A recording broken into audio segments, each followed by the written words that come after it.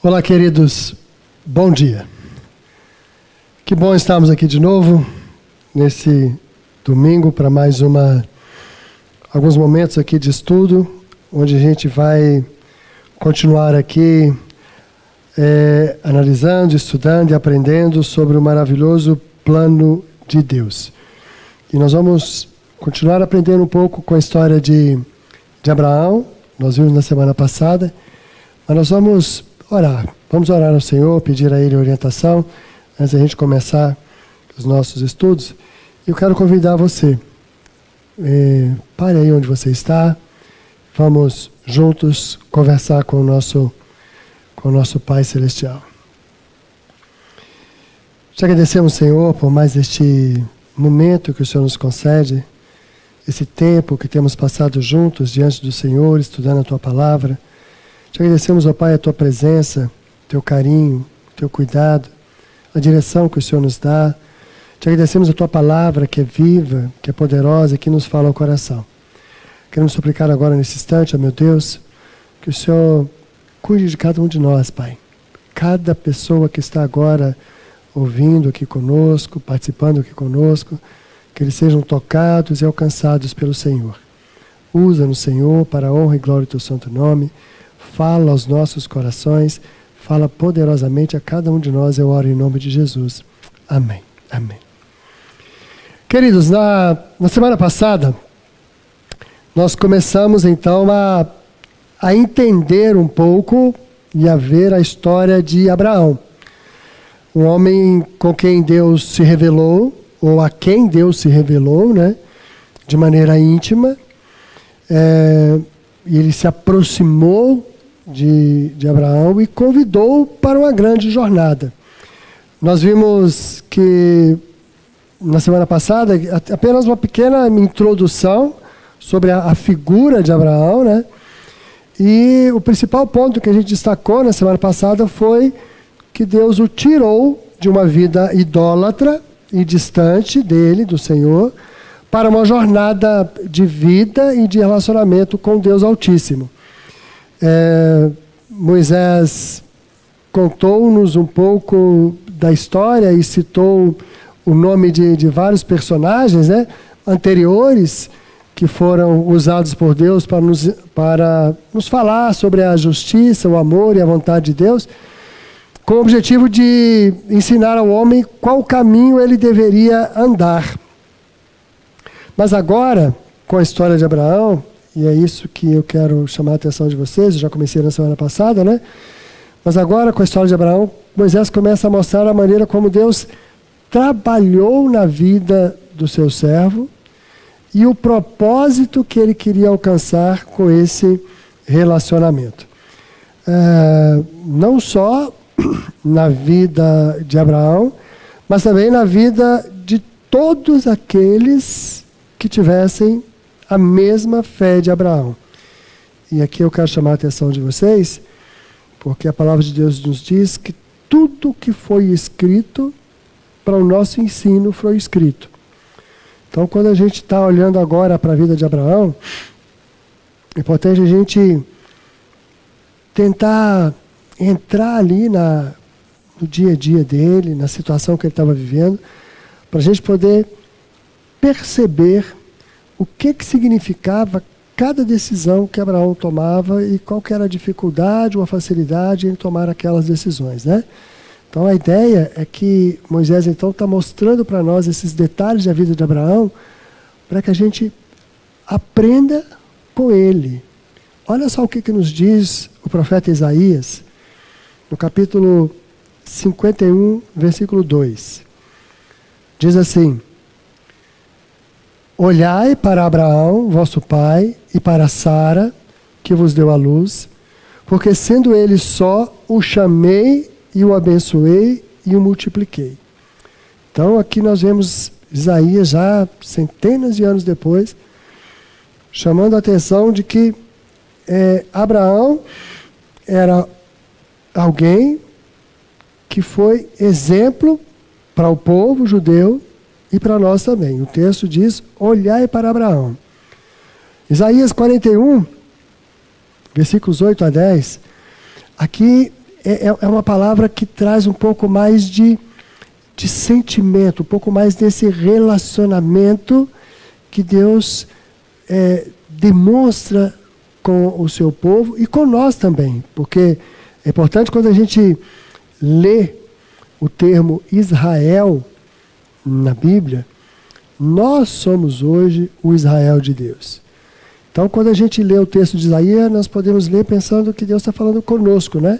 Diz assim o versículo 8, a partir do versículo 8. Porém tu, ó Israel, servo meu, tu Jacó, a quem elegi, descendência de Abraão, meu amigo. Olha que interessante. Deus chamando Abraão de amigo, que andava junto, que compartilhava as coisas. E aí continua no versículo 9. Tu, a quem tomei desde os fins da terra, e te chamei dentre os seus mais excelentes, e te disse, tu és meu servo. A ti te escolhi, e nunca te rejeitei. Não temas, porque eu sou contigo. Não te assombres, porque eu sou teu Deus. Eu te fortaleço, eu te ajudo, e te sustenho com a destra da minha justiça. Esse é o relacionamento que Abraão teve com Deus. É isso que nós vamos ver na história de Abraão. E é esse relacionamento que nós devemos querer ter também. E tendo esse entendimento, né, que nós fomos escolhidos por Deus e que, como diz o versículo 10 lá que nós acabamos de ler, né? Eu sou contigo. Deus dizendo, eu sou contigo. Eu sou teu Deus. Eu te fortaleço. Eu te ajudo. Eu te sustento. Então, é esse Deus que relaciona desse jeito conosco.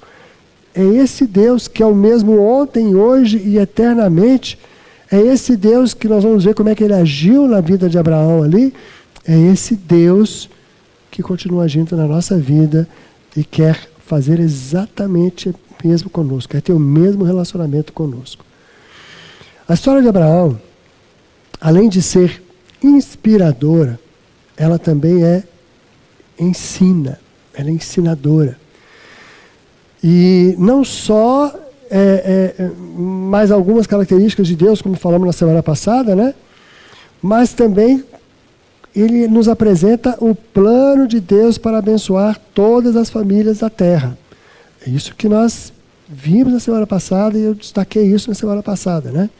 E esse plano, então, inclui a formação de um povo, como a gente já falou, através do qual ele faria a revelação mais completa da sua santa vontade, bem como prepararia o caminho para trazer o descendente que esmagaria lá na cruz a cabeça da serpente. Quem é esse descendente? Jesus. Nós falamos na semana passada também, né? E aqui é importante a gente entender algumas coisas. A gente já vai trazendo algumas informações adicionais, mas é importante a gente esclarecer que a ideia da cruz não é apresentada aqui no livro de Gênesis ainda de uma maneira clara, né? A gente sabe que está falando de Jesus, sabe que está apontando para Jesus, porque nós conhecemos a revelação completa. Mas ela não é apresentada neste momento. Moisés está apenas preparando todo o caminho para que o povo, ali naquele primeiro momento, lembra que eu falei com vocês que a palavra de Deus foi escrita e ela sempre é escrita com o objetivo inicial. Primeiro, para aquele que está ouvindo, né, que tem um sentido para quem está ouvindo, mas também para nós que somos os herdeiros disso aqui, né? Nós que recebemos a revelação de Deus através da palavra, né? Então, o caminho estava sendo preparado lá, estava sendo mostrado ao povo para que eles entendessem o caminhar da revelação e até o derramamento do sangue de um justo para pagar o preço da redenção da humanidade e trazer o homem de volta à comunhão com o seu Criador. Nós fizemos falamos um pouco sobre isso quando a gente falou do sangue, algumas semanas atrás, lembra? Quando a ideia de de derramar sangue para ter vida, né? Esse entendimento ele vai ficar muito mais claro com o desenrolar, né? Com o desvendar da palavra de Deus, contínua e progressivamente. Lembra que nós falamos isso? Que a revelação é contínua e progressiva? E aí, esse justo derramando o seu sangue na cruz, que é o que Jesus, que esmagou a cabeça da serpente quando ele morreu lá na cruz, ele então desfazer. E ele desfez lá na cruz, de forma cabal e definitiva, todo o poder do mal que foi introduzido na terra através da serpente que induziu o homem ao pecado lá no Éden. Então, a história de Abraão é exatamente a história do início desse povo que vai conduzir então a essa revelação perfeita que é Jesus. Então nós vamos começar agora tendo essa visão clara, desse entendimento claro aí da pessoa de Abraão, do exemplo que Abraão nos dá. Vamos agora olhar bastante mais de perto a caminhada, a jornada de Abraão. Então se a gente voltar lá no livro de Gênesis, capítulo 12, versículos 4 e 5, nós vamos ler o seguinte. Partiu, pois, Abrão, como o Senhor lhe havia ordenado, e Ló foi com ele. É interessante que Moisés destaca isso todas as vezes que fala da partida de Abraão. E Ló foi com ele. E Ló foi com ele. Como dizendo assim, Abraão, você ainda não está obedecendo aquilo que Deus mandou, né? Mas e Ló foi com ele. Abraão tinha 75 anos quando saiu de Harã. Nós lemos isso na semana passada. Abraão levou consigo sua mulher Sarai, seu sobrinho Ló, todos os seus bens que haviam adquirido e as pessoas que lhes foram acrescentadas em Harã. Lembra que ele ficou bastante tempo lá em Harã, até que seu pai morreu. Então eles partiram de Canaã e lá chegaram. Nesse começo de jornada, nós vamos observar uma característica que vai ficar destacada na vida de Abraão. Lembra que a gente tem sempre destacado algumas marcas nesses personagens que Moisés vai citando, né? E uma das marcas de Abraão é que na medida em que Deus ia falando com ele, isso aumentava a sua intimidade, ou a intimidade do seu relacionamento com Deus. E em consequência disso, e é importante que a gente perceba isso, meus queridos, porque lembra que eu falei na semana passada que é caminhar com Deus, e na medida que você vai caminhando, você vai mudando? Então nós vamos ver hoje, a partir de hoje, nós vamos ver na vida de Abraão, que em consequência desse andar com Deus, o coração de Abraão era movido, era transformado, e ele se inclinava para a adoração. Lembra que quando ele saiu lá de Ur dos caldeus, ele servia a outros deuses. E Deus o chamou, Deus o tirou de lá, no meio daquela confusão toda, daquela idolatria toda. E agora nós vamos ver que ele vai marcar os seus encontros, as vezes que Deus chama, que Deus conversa com ele.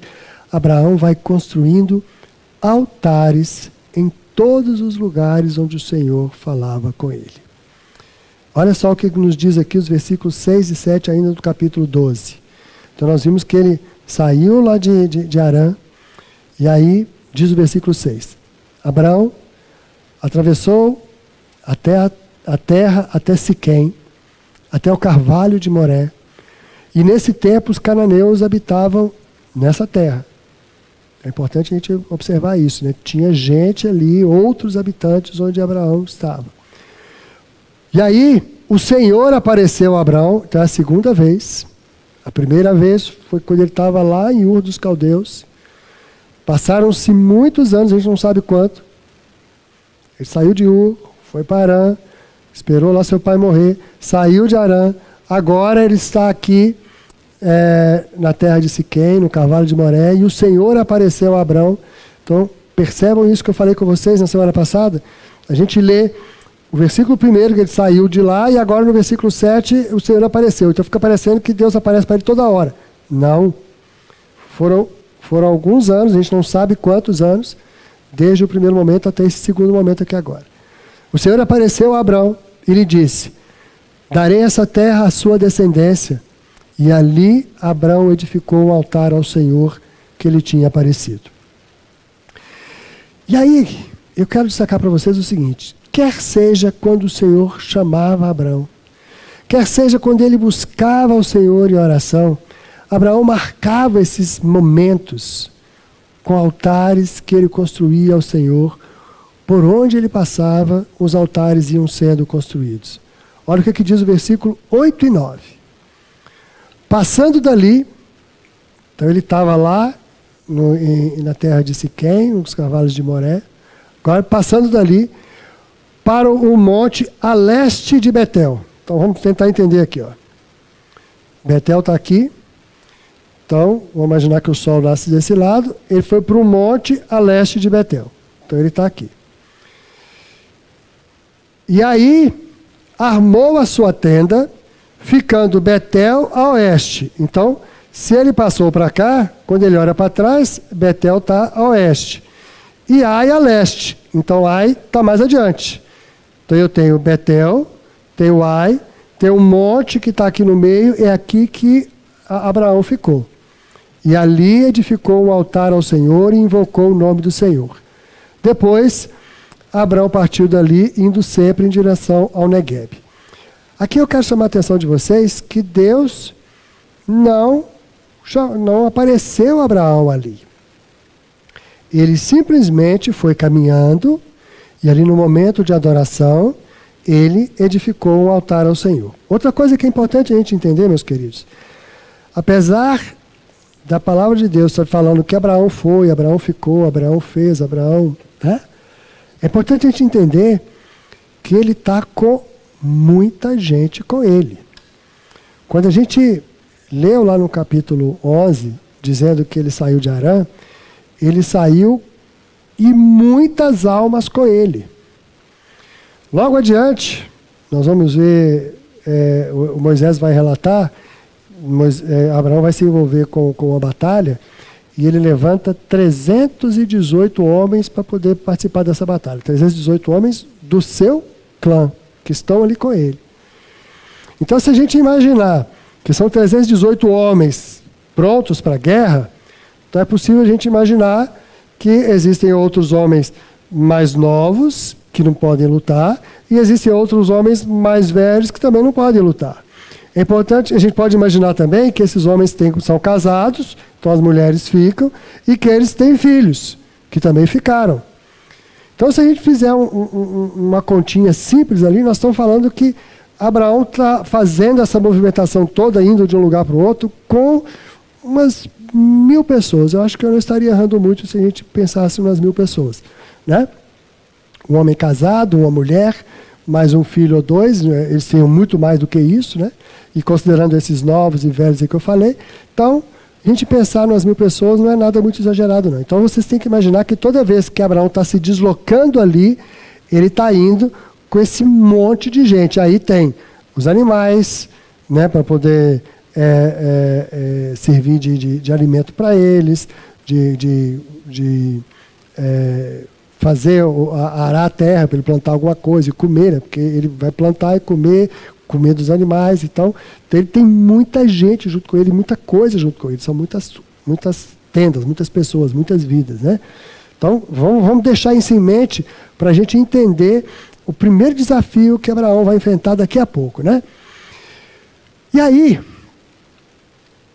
para a gente, além desse contexto geral que eu falei com vocês, dessa quantidade de gente, é importante a gente entender o seguinte: Abraão era um homem como nós. E Moisés vai deixar isso muito claro quando cita as decisões que Abraão toma. Então a gente vai ler a história de Abraão pensando que podia ser qualquer um de nós ali naquela situação.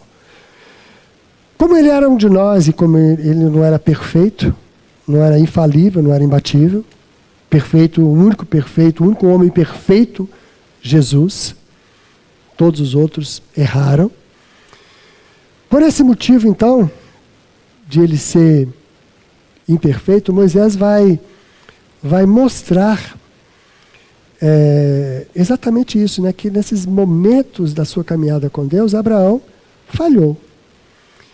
E ele não cita essas falhas para como nenhum demérito, ou para diminuir ou denegrir a imagem de Abraão. De forma alguma, não.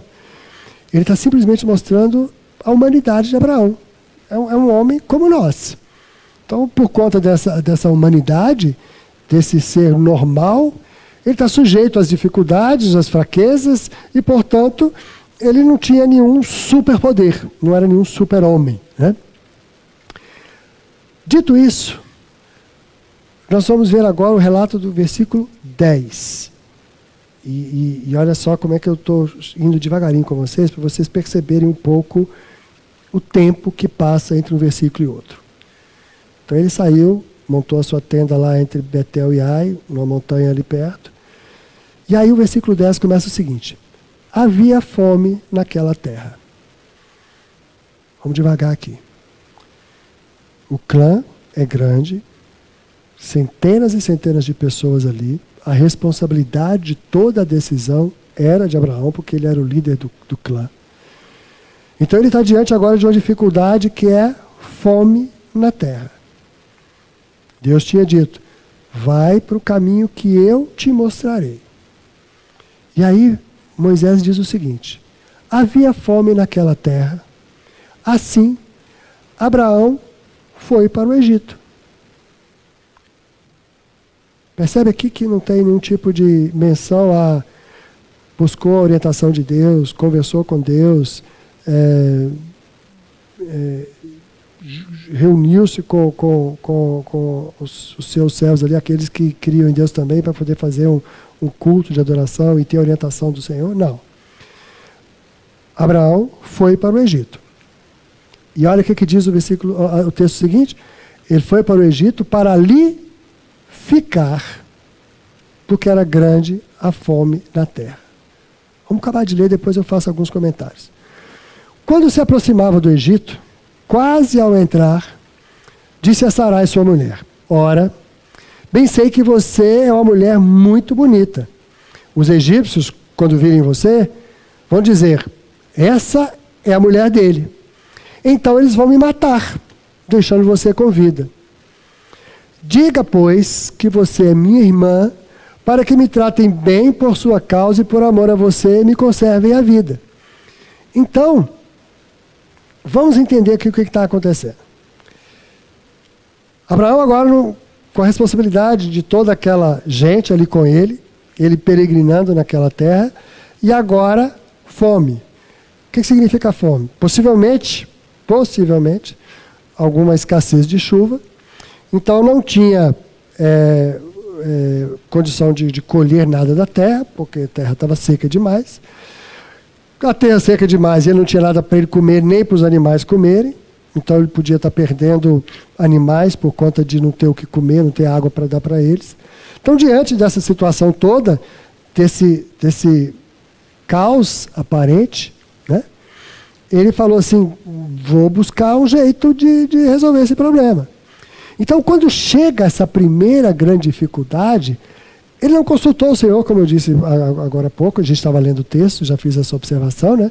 E aí ele tomou a decisão por sua própria conta e risco, e acima de tudo ele teve medo daquilo que ele decidiu e mentiu a respeito da sua relação com Sara. A gente vai ver depois no relato bíblico que Sara era de fato irmã dele. Ela filha do mesmo pai, mas de outra mãe, né? Mas, como eles estavam casados, ela não era irmã dele, ela era esposa dele. Ele fez tudo isso, então, ele inventou toda essa história, porque foi a maneira mais razoável que ele imaginou de resolver o problema da fome. Então veja só, ele saiu de Ur, servia a outros deuses, estava caminhando com o Senhor, estava aprendendo a relacionar com Deus, e nesse relacionamento com Deus, Deus ia reforçando a palavra, a promessa para Abraão. Abraão ia construindo altares na medida em que ele adorava o Senhor, na medida em que ele conversava com Deus, na medida em que Deus conversava com ele. Mas quando surgiu uma dificuldade grande, ele falhou. E ele fez tudo isso, ele foi para o Egito, E a desobediência dele não foi porque ele foi para o Egito, mas sim porque ele foi para o Egito sem consultar ao Senhor. Vamos lembrar, o que Deus falou com Abraão? Deus queria que ele andasse pela terra e ele mesmo, Deus mesmo, iria mostrar para Abraão o caminho que ele deveria seguir. Não era Abraão que ia decidir o caminho para ir, mas Deus iria mostrar. E vai para uma terra que eu te mostrarei. Então, e era um lugar ainda sem destino, né? Porque Deus não falou, é aqui. Deus mandou ele andar. Deus mandou ele peregrinar. Deus mandou ele andar por toda aquela terra. E ele não deveria fixar residência em lugar nenhum. Ele seria um peregrino. Olha o que diz o versículo 7 que a gente já leu, né? Apareceu o Senhor a Abrão e lhe disse, darei à tua descendência essa terra.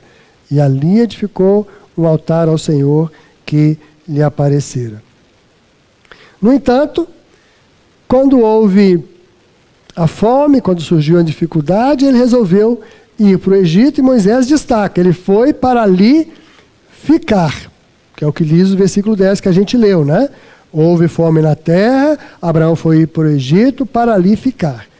Então a gente já conversou com vocês, a situação não era fácil, ele era o líder, a gente já falou sobre isso, ele tinha muita gente sob a sua responsabilidade, a fome era generalizada e o Egito estava ali do lado. O Egito estava ali do lado.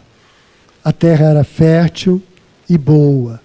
Então, ainda tem mais um detalhe. Deus não tinha dado um destino certo para ele. Então, ele não sabia nunca se ele já tinha chegado ou não, se ele já tinha cumprido aquilo que Deus tinha pedido ou não. Ele estava andando. Então, quando ele resolveu ir para o Egito para resolver um problema, foi uma decisão lógica.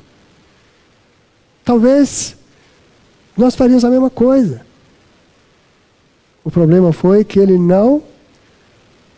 essa decisão não foi precedida da orientação de Deus. E ainda mais, quando ele foi para o Egito, quando ele tomou essa decisão, ele teve que mentir sobre Sara, dizendo que ela era sua irmã e não a sua esposa. Então, assim, Moisés cita essas coisas, e eu tenho certeza absoluta disso. É para mostrar simplesmente que Abraão era um homem normal como nós, que passa aperto como nós, que tem dificuldades como nós, que às vezes se precipita ao tomar uma decisão, né? Então eu não quero aqui de forma alguma, e não é correto a gente julgar Abraão e apontar o dedo para ele e falar assim, você errou, Abraão, você não poderia ter feito isso. Não. Eu já disse a vocês que todas as vezes que nós lemos a palavra de Deus, nós temos que entender o seguinte, somos nós, o homem, a natureza humana que está sendo representada ali por aquelas pessoas. E aquilo ali são atitudes que possivelmente nós tomaríamos também. Então, nós sabemos que ele errou, e eu estou afirmando aqui que ele errou, porque a gente conhece a história toda. Porque a gente sabe o que acontece depois, o que Deus falou, como é que se desenrolou os fatos, né? Nós conhecemos hoje, e é importante a gente entender isso, meus queridos, nós conhecemos hoje muito mais sobre Deus do que Abraão conhecia naquele tempo, naquele momento ali. Ele estava ainda no início da sua caminhada, ainda tinha muito que aprender sobre a fé e nos ensinar também, né, sobre fé. Eu creio então que Deus permitiu essa situação para ensinar a Abraão a respeito da confiança que devemos depositar nele, Deus, e ensinar também a nós. Porque quando a gente lê isso, a gente vai aprender com aquilo que Abraão viveu ali, né? Outra coisa, que ele, Deus, é dono de todas as coisas e pode prover tudo o que precisamos. E hoje nós sabemos disso, porque o nosso Senhor Jesus já nos ensinou. Olha o que Jesus nos diz lá em Mateus 6, versículos 31 a 34. Não andeis, pois, inquietos, dizendo: que comeremos? Ou que beberemos? Ou com que nos vestiremos? Não era exatamente essa a preocupação de Abraão naquele instante? E aí diz o Senhor Jesus, versículo 32. Porque todas estas coisas os gentios procuram. De certo, o vosso Pai Celestial bem sabe que necessitais de todas essas coisas. Mas buscai primeiro o reino de Deus e a sua justiça, e todas estas coisas vos serão acrescentadas. Não vos inquieteis, pois, pelo dia de amanhã, porque o dia de amanhã cuidará de si mesmo. Basta a cada dia o seu mal. Eu quero compartilhar com vocês aqui que eu gastei um bom tempo para entender essa expressão, basta a cada dia o seu mal. E hoje eu tenho um entendimento claro que Jesus está dizendo o seguinte: basta a cada dia as preocupações daquele dia. Basta a cada dia o que você precisa resolver para aquele dia. Você não precisa preocupar, você não precisa se ocupar previamente com as coisas do dia seguinte. Então o que Jesus está dizendo e está nos ensinando, e que Ele já nos mostrou isso, esse é o Sermão do Monte, onde Jesus nos ensina isso. Ele diz o seguinte: buscar primeiro o reino de Deus e a sua justiça, e todas as outras coisas vos serão acrescentadas. Não preocupa, não esquenta a cabeça, não fica ansioso por coisa alguma. Basta a cada dia o seu mal. Amanhã vai se resolver amanhã, não é hoje. Hoje você não consegue resolver nada para amanhã, né? Isso nós sabemos porque Jesus veio e, de uma forma muito didática, como ele ensinou ali no Sermão do Monte, ele disse isso de forma clara. Mas Abraão teve que aprender isso na prática e no seu relacionamento com Deus e de uma forma de envolvimento com Deus. Então Abraão ainda não sabia dessas coisas, ele ainda estava no processo de aprendizagem, e por esse motivo, e aqui é importante a gente perceber isso no relato bíblico, porque Abraão não sabia, e ele não tinha como saber ainda, o Senhor não o condenou. A gente vai ver no relato bíblico agora que o Senhor não condena Abraão por ele ter feito isso. Diante da incredulidade dele, diante da mentira de Abraão, o Senhor foi benigno para com ele e não o abandonou. Olha o que diz os versículos 17 e 20. Então, Abraão entrou lá no Egito, e aí o que diz o texto?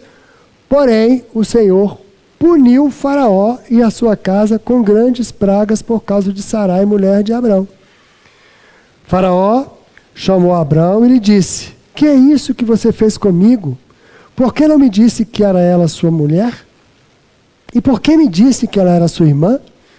Foi por isso que a tomei para ser minha mulher. Agora, pois, está aqui a sua mulher, tome-a e vá embora daqui. E Faraó deu ordens aos seus servos a respeito de Abrão, e eles o acompanharam a ele, a sua mulher e a tudo que possuía. Então, quando a gente lê esse texto aqui, a gente vai ver o seguinte: Abraão foi praticamente enxotado do Egito. A gente vê que o relato ali nos dá a entender o seguinte, que Faraó cobiçou Sara, porque ela era bonita, ele era Faraó. Então, aconteceu exatamente aquilo que Abraão sugeriu que ia acontecer, imaginou que ia acontecer. Eles viram a mulher e tomaram a mulher. Como ele era irmão, deixaram ele lá. E aí, que ele disse que era irmão, né? E aí, ela foi para o harém de Faraó. Lá, Deus puniu a Faraó, e Faraó, supersticioso do jeito que eles são, né? Os egípcios são, ele possivelmente procurou entender o que estava acontecendo, e aí possivelmente, é importante a gente entender isso, possivelmente, fazendo inquirição ali, ele chegou à conclusão de que Sara era de fato a esposa de Abraão. E aí que ele deu essa lição de moral nele, chamou a atenção dele e expulsou ele de lá.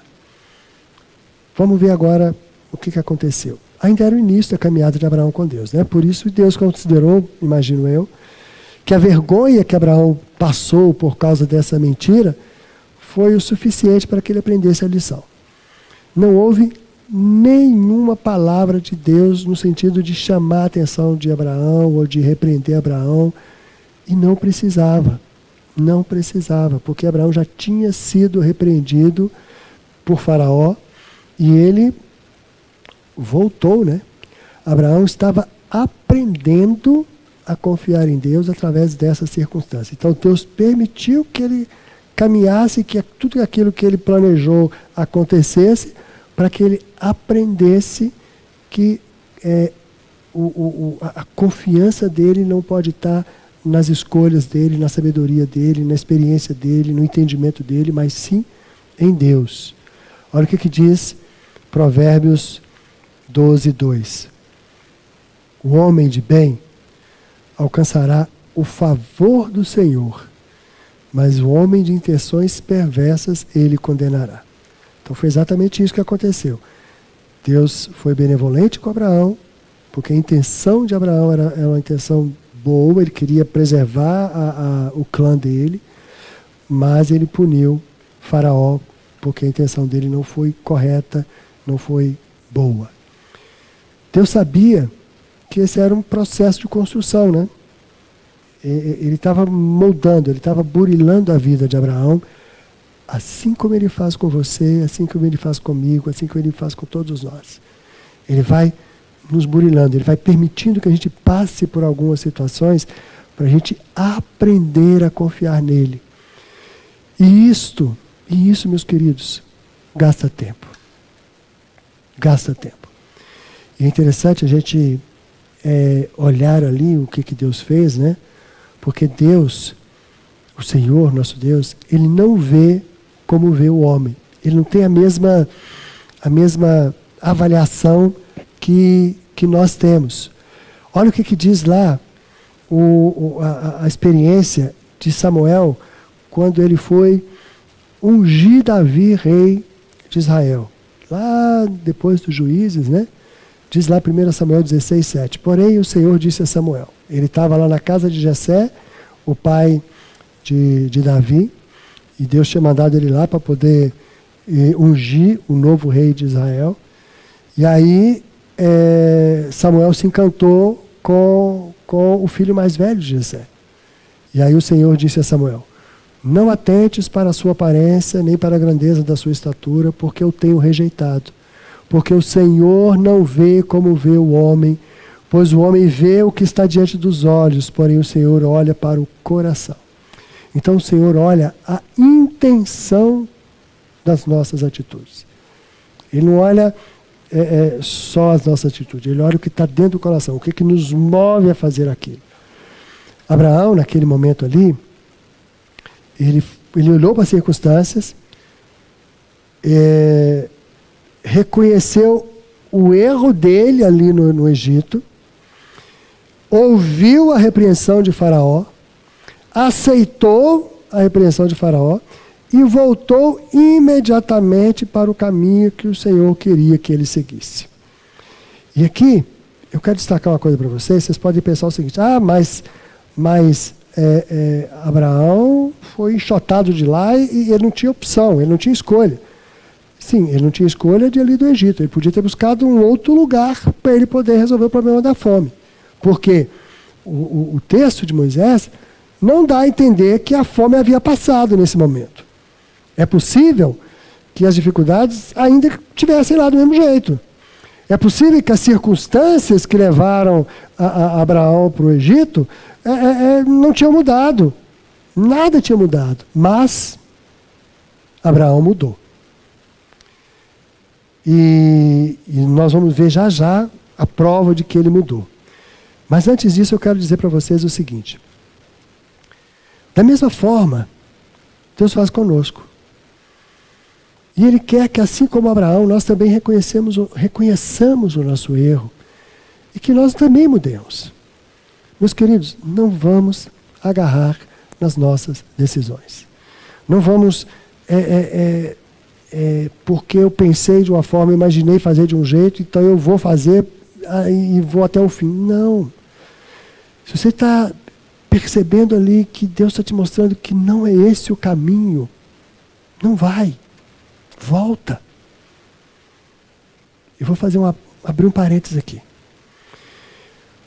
Muitas vezes nós, enquanto pais, nós dizemos daquela forma assim, eu quero o melhor para o meu filho. E aí, nesse eu quero o melhor para o meu filho, eu começo a exigir do meu filho, no meu jeito de ensinar, no meu jeito de querer educar. E aí, eu vejo que o meu filho está se rebelando contra isso. Então, quanto mais eu faço, mais dificuldade eu tenho de fazer, porque ele não aceita. Então, esse é o momento de você parar e pensar, peraí, eu estou agindo do jeito certo? Eu estou permitindo que Deus me conduza nesse processo, nessa jornada de ensinar o meu filho? Eu estou agindo guiado pelo Espírito Santo ou eu estou agindo na carne? Porque eu sou pai, eu sou mãe, então vai ter que fazer assim porque eu mandei. Cuidado, cuidado. Abraão tinha todas as razões para poder fazer o que ele fez. Mas quando ele viu que deu tudo errado, ele voltou. Ele mudou. Deus também quer que nós reconheçamos o nosso erro, que nós voltamos. E deixa eu dizer uma coisa para vocês. Quando você chega para o seu filho e fala assim, meu filho, me perdoa, eu errei com você. Isso não é vergonha, não. Você está dizendo para o seu filho, com a sua atitude, que quando ele errar, ele pode também chegar para você e falar assim, pai, perdoa, eu errei, porque ele vai ver o exemplo em você. Quando você se coloca numa posição de que não erra, ele vai achar que esse é o jeito certo de agir. Então ele também nunca vai admitir o erro dele. E aí como dizia na minha terra, né? 2 bicudos não se beijam. E aí está armada a confusão. Abraão, ele não era um bicudo. Ele tomou uma decisão baseada no seu entendimento, na sua experiência, na sua vivência, viu que estava errado e voltou. E isso Abraão nos ensinou. E Deus quer que a gente aprenda também, que nós reconheçamos o nosso erro, que nós voltemos, que a gente dê um passo atrás. Ele quer que nós, acima de tudo, ao fazer isso, Deus quer que nós declaremos que precisamos da sua presença e da sua direção. E que nós somos incapazes de seguir sozinhos. Queridos, a coisa que Deus mais quer é nos abençoar. Mas para que isso aconteça, nós precisamos aprender a arrepender, a reconhecer o nosso erro e voltar. Olha o que diz Atos, capítulo 17, versículo 30. Mas Deus, não tendo em conta os tempos da ignorância, o tempo em que a gente era difícil, o tempo em que a gente estava insistindo no erro, o tempo em que a gente estava distante do Senhor, o tempo em que a gente não estava buscando a orientação dele, Deus, não tendo em conta os tempos da nossa ignorância, anuncia agora a todos os homens, anuncia a você, em todo lugar, que se arrependam. É isso que Deus quer de nós. É isso que Abraão fez ali. E é isso que a gente pode aprender dessa experiência. Abraão, no primeiro momento, foi tentando dar o seu jeito nas situações que iam aparecendo. E nas primeiras dificuldades, ele buscou as próprias soluções, ele quis usar a sua experiência e arcou também com as consequências dos seus próprios erros. Mas chegou ao ponto de ser repreendido por um ímpio, né? Faraó o repreendeu, e a partir daí ele voltou para o seu caminho no deserto, de onde ele não deveria ter saído. Mas essa foi apenas a primeira prova, a primeira experiência dele, né? Abraão estava aprendendo a confiar e estava aprendendo também que Deus é bondoso, que Deus é misericordioso. E nesse processo de aprendizagem, Deus é bondoso e misericordioso conosco também, porque Ele faz da mesma forma conosco. Ele usa pessoas, circunstâncias, para nos levar de volta para o caminho. Mas para que isso aconteça, nós precisamos ter intimidade com Deus e sensibilidade para perceber o que está acontecendo e aprender sempre. Além do mais, precisamos ser sinceros com Deus, queridos.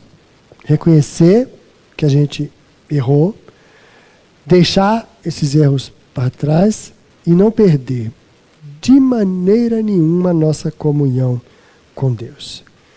Olha o que nos diz o texto de Isaías. Esse texto é muito precioso para mim. Esse é o resultado da intimidade, da nossa intimidade com Deus. Olha o que diz o profeta Isaías.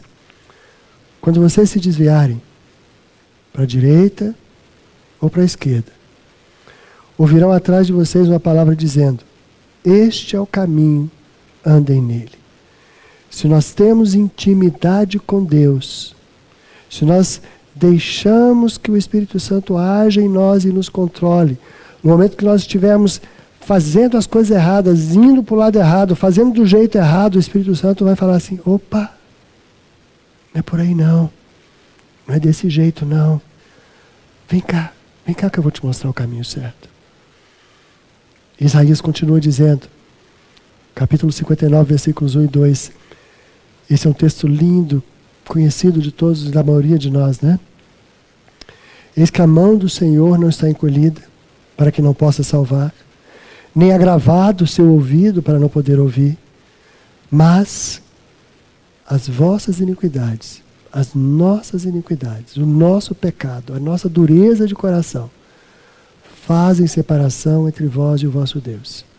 E os vossos pecados encobrem o seu rosto de vós, para que não vos ouça. Então, quando a gente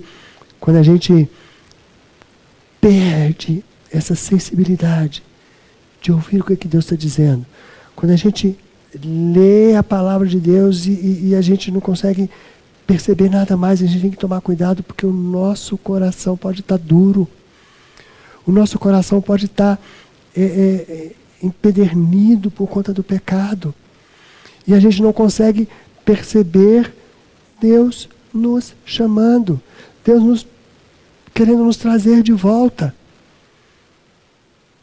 querendo nos reconduzir ao caminho.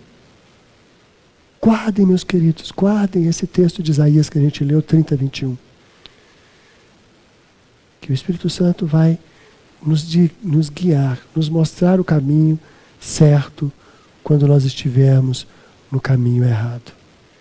Quando vocês se desviarem para a direita ou para a esquerda, ouvirão, se tiverem sensibilidade, se tiverem comunhão com Deus, se estiverem perto do Senhor, se tiverem com o hábito de gastar tempo com Deus, vocês ouvirão uma palavra dizendo: este é o caminho, andem nele. Então é isso que a gente aprende com a história de Abraão. É isso que a gente vê que Abraão nos ensina aqui. E é esse o exemplo que a gente deve seguir. Na próxima aula nós vamos ver o que Abraão fez depois dessa saída do Egito, e a gente vai ver exatamente vai ter essa visão clara de que ele volta para o caminho de onde ele não deveria ter saído. E é exatamente isso que cada um de nós tem que fazer. Toda vez que nós cairmos, a gente não pode ficar caído. Nós temos que levantar, olhar para o nosso Senhor, que é autor e consumador da nossa fé. E o nosso Senhor vai nos mostrar o caminho. O nosso Senhor nos estende a mão. O nosso Senhor quer o nosso bem. O nosso Senhor quer o seu bem, da tua casa e da tua família. Amém? Vamos orar mais uma vez? Te louvamos, ó Deus Santo, por mais esse dia. Te louvamos, ó Pai, porque esses registros foram preservados até nós, Te louvamos, Pai, porque o Senhor cuidou ali de Moisés. O Senhor teve intimidade com ele. E o Senhor abençoou Moisés de tal forma, orientando Moisés de tal forma, Pai, que ele deixasse todos esses registros para nós. E ele pôde nos contar essa história. E nós podemos ver a maneira como o Senhor trabalhou na vida de Abraão ali. E nós queremos também, Pai, que o Senhor trabalhe na nossa vida. Que o Senhor nos conduza, que o Senhor nos oriente, que o Senhor nos mostre o caminho, que o Senhor nos faça sensíveis, Pai, para a gente perceber quando a gente erra. Para que a gente não seja teimoso no nosso erro. Para que a gente não seja insistente, Pai, em continuar no caminho errado, mas que possamos voltar sempre para o Senhor. Queremos voltar para o Senhor. Queremos ter intimidade contigo, queremos gastar tempo contigo.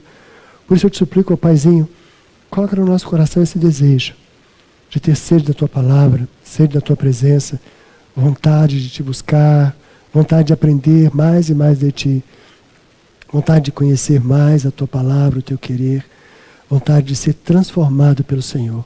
Coloca esse desejo em nós, Pai, e leva-nos para uma vida de maior intimidade contigo. Fala o nosso coração, abençoa cada um dos teus servos, cada um daqueles que estão ouvindo essa palavra neste momento. Eu oro em nome de Jesus. Amém. Bom dia, meus queridos, e que Deus abençoe a todos.